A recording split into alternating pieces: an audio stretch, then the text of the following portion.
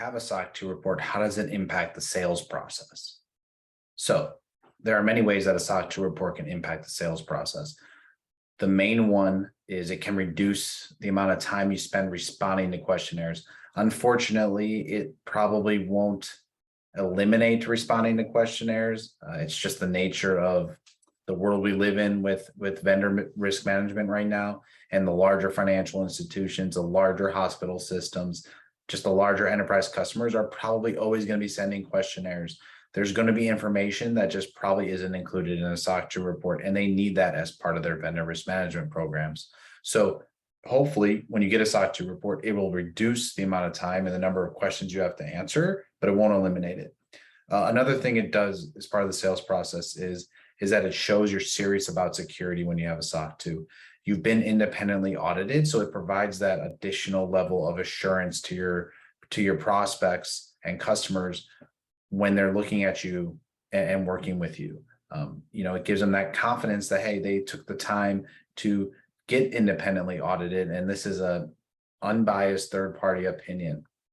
Another thing it does is it shows that you're willing to improve your security over time.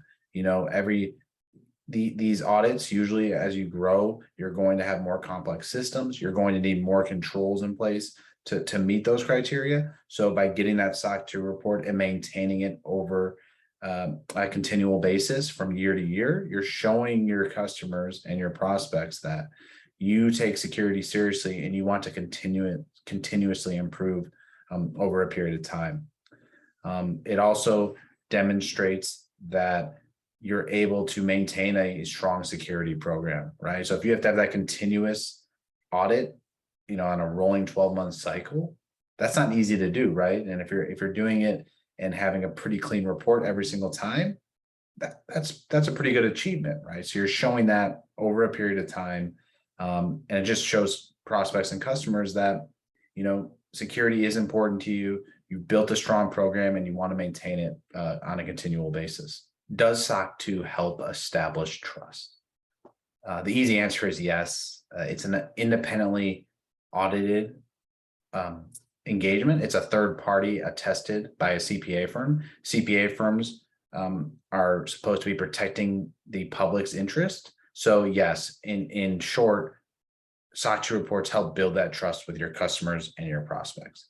It's that independently attested report. It's independently audited. That CPA firm is supposed to be independent of you. They're supposed to be impartial, and they're supposed to be performing an audit to protect the interest of the public and the users of the report. So the SOC 2 report is a really good way to build trust with your customers, not from a security perspective, but if you're including privacy, you can also build that trust from a privacy perspective as well. So SOC 2 is a really great way to build trust.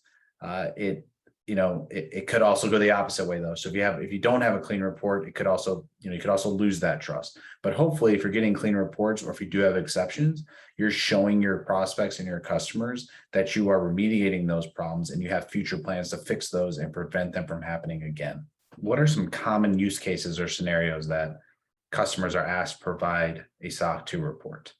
Well, the obvious one is if you're a SaaS company or a cloud service provider. It is becoming the gold standard for working with enterprise customers, especially if you're a SaaS company, that any cloud company is going to have to provide their enterprise customers a SOC 2 report eventually. Another common scenario is during mergers and acquisitions. As part of those deals, these enterprise organizations, they want to make sure they're not inheriting something that's not secure.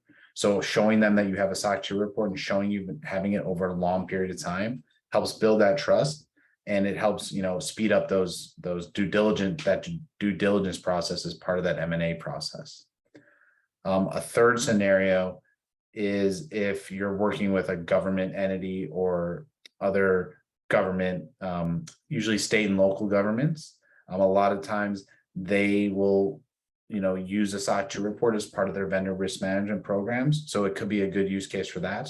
Unfortunately, the federal government has their own programs like FedRAMP for cloud service providers. So you're not really going to see it there.